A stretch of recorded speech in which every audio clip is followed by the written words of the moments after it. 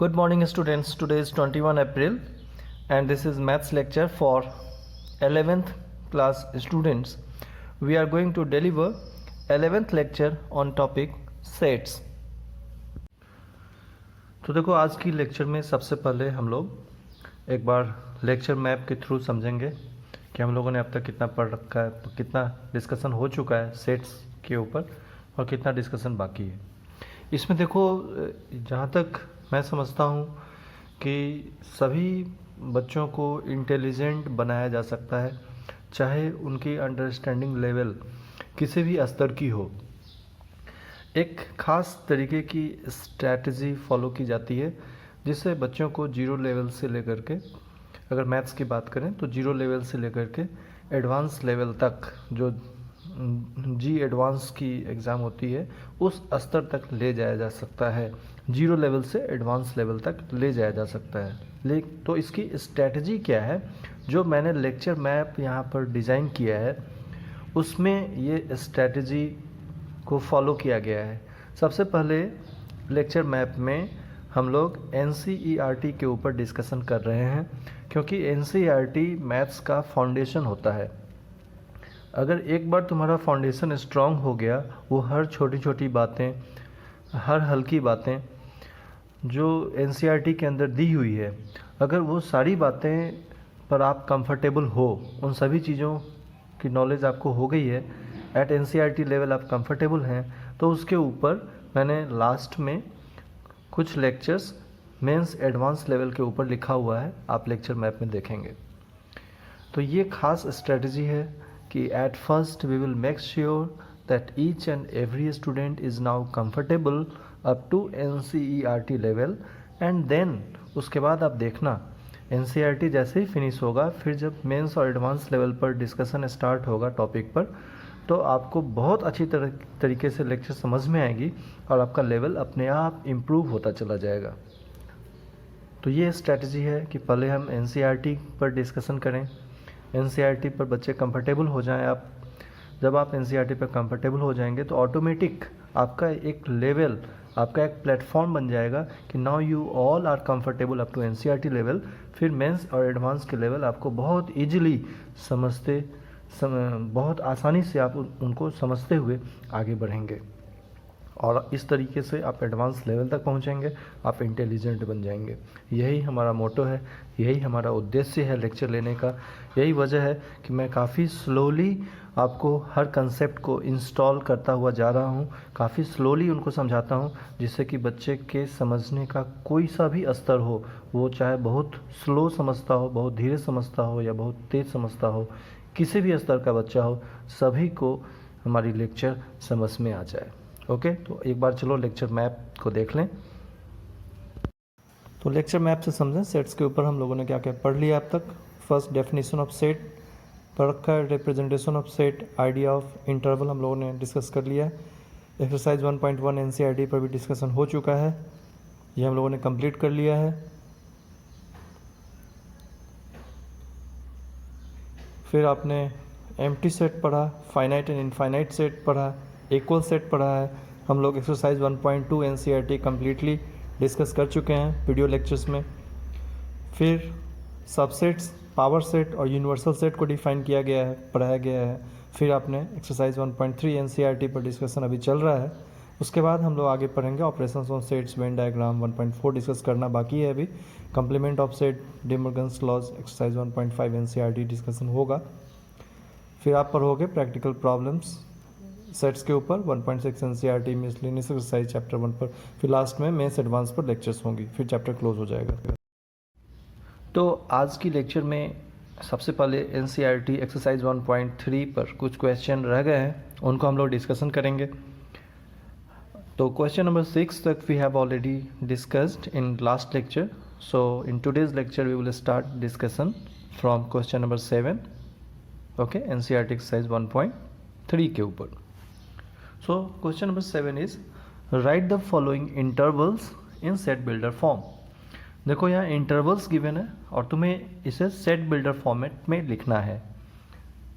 तो इसके लिए हमें दो बातों की ज़रूरत है, ग्रेटर और लेस के साथ ओपन इंटरवल यूज होता है और ग्रेटर इक्वल और लेस इक्वल के साथ क्लोज्ड इंटरवल यूज़ किया जाता है। ये मैंने पहले ही रिकॉल करा दिया है आपको, तो इनको देखते हैं किस तरीके से लिखा जा सकता है। सबसे पहले हमसे कहा जा रहा है कि ये ओपन -3 टू ओपन 0 है, आप इनको सेट बिल्डर फॉर्मेट लिखें। तो देखो इसको ऐसे लिख सकते हो, x such that x belongs to R, x such that x belongs to R and x is greater than -3 less than 0। ठीक है, बात समझ में आ रही है? क्या करना है, यहाँ पर ओपन -3 टू ओपन 0 है, तो मैंने पहले ही बताया कि ओपन इंटरवल का कनेक्शन ओनली ग्रेटर और ओनली लेस साइन के साथ होता है। तो और ग्रेटर इक्वल है, लेस इक्वल है, तो वहाँ पर आप क्लोज साइन लगाते हैं। तो हमें क्या लिखना है सेट बिल्डर फॉर्मेट के लिए कि x such that x belongs to capital R, मतलब x is real number. Because ये ओपन -3 टू ओपन 0 है, इनके बीच जो सभी नंबर्स आएंगे वो हर तरीके का नंबर कंटिन्यूटी में हमें लेना है। तो उसमें rational number and integers, whole number, सभी हर तरीके के नंबर्स यहाँ पर आएंगे, कंटिन्यूटी में आएंगे। तो यहाँ पर हमें रियल नंबर लिखना है। ये ओपन -3 टू ओपन 0 इस तरीके से ये सब डिस्कशन हो चुका है। तो इनके बीच के सभी नंबर्स को हमें लेने हैं, तो आप लिखेंगे x such that x belongs to capital R। And अब हमें यहाँ पर ऐसे लिखना है, ये इंटरवल्स में दिया है तो इसको आप इनइक्वलिटी में लिख देना। x लेफ्ट एंड क्या है -3, राइट एंड क्या है 0। x is greater then -3, greater equal नहीं क्योंकि ओपन है इसलिए only greater, x is greater then -3 and right end पर लेस देन 0, मतलब x -3 से बड़ा है बट 0 से लेस है। x is greater then -3 less than 0। Okay, I hope तुम्हें समझ में आया होगा। चलो सेकेंड लिख के देखो। सेकेंड क्या है, close 6 to 12 closed. So we will write x such that x belongs to R। तुम एंड भी लिख सकते हो, कॉमा भी लगा सकते हो, no issue. And x is left end पर क्या है, यहाँ 6 है, राइट एंड पर क्या है 12 है। अब यहाँ पर क्या साइन लगेगा, तो x इज ये क्लोज्ड है, मतलब ग्रेटर इक्वल देन 6, और ये 12 पर क्या है, यहाँ भी क्लोज्ड है, तो लेस इक्वल देन 12, और ऐसे क्लोज कर देंगे। x is greater equal than 6 less than equal to 12। Okay, third part लिख के देखो। थर्ड पार्ट क्या है, थर्ड पार्ट है ओपन 6 to 12 क्लोज। अब तो तुम्हें समझ में आ गया होगा कैसे लिखना है, x such that x belongs to R and x is greater than 6, और यहाँ पर क्लोज्ड है तो इसकी वजह से लेस इक्वल लगेगा 12। ओके, फोर्थ पार्ट आप देखो क्या है, क्लोज्ड -23 to 5 ओपन। ठीक है, तो ये जो फोर्थ केस है क्लोज -23 to 5 ओपन, इसको लिख के देखो, x such that x belongs to R, x such that x belongs to R and क्या लिखेंगे यहाँ पर, x is greater than equals to -23, greater than equals to -23 and right end पर क्या है ओपन, तो ओपन है तो लेस देन 5 कर दो। समझ में आ गई बात, ठीक है ना। तो कितना इजी है इसको सेट बिल्डर फॉर्मेट में लिखना, यहाँ पर देख रहे होगे। यहाँ पर बस आप और इसको लिखने के लिए ये लिख सकते हो कि ये जैसे फर्स्ट पार्ट है ओपन -0 ओपन 0, तो यहाँ पर लिख देना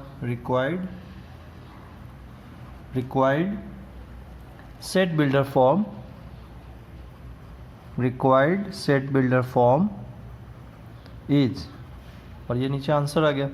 उसी तरह से सब में आप ऐड कर लेना, required set builder form is this, required set builder form is this, required set builder form is this. ठीक है ना, ओपन -3 टू ओपन 0 दोनों पर साइन देख लो, क्लोज 6 टू क्लोज 12, ओपन 6 है तो ओपन, क्लोज 12 है तो यहाँ आ गया लेस इक्वल, क्लोज -23 तो इक्वल साइन रहेगा, ओपन है तो इक्वल साइन नहीं रहेगा। ओके, चलो नेक्स्ट क्वेश्चन देखें।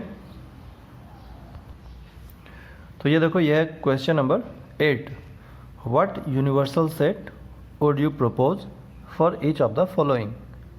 क्या लिखा है फर्स्ट में, the set of right triangles. ठीक है, the set of right triangles. तो इसके लिए तुम्हें बताना है कि what universal set you propose. तो अगर फर्स्ट की बात करें, सेट ऑफ राइट ट्रायंगल्स है, तो यूनिवर्सल सेट इज, यहाँ पर ऐसे लिख सकते हो कि universal set is set of right triangles है। तो ये किसके अंदर मिलेगा? ये ट्रायंगल फैमिली के अंदर मिलेगा। ट्रायंगल फैमिली के अंदर हमें equilateral triangle, isosceles triangle, scalene triangle, right triangle, हर तरीके के ट्रायंगल मिलेंगे हमें। तो यूनिवर्सल सेट इज, इसके लिए अगर हम यूनिवर्सल सेट लिखें तो universal set is set of triangles, set of triangles लिख सकते हैं। ये है यूनिवर्सल सेट, इसके लिए सेट ऑफ ट्रायंगल्स। बात समझ में आ गई? चलो सेकेंड पार्ट देखो क्या है। The set of isosceles triangles, ये कहाँ मिलेगा? ये भी हमें ट्रायंगल फैमिली के अंदर ही मिलेगा। Equilateral, isosceles, scalene, right angle, obtuse angle, acute angle, ठीक है। जितने भी तरीके के ट्रायंगल हैं सभी हमें सेट ऑफ ट्रायंगल्स के अंदर मिलेंगे। तो the set of isosceles triangles, तो सेकेंड पार्ट के लिए भी आंसर हमारा यही हो जाएगा। यूनिवर्सल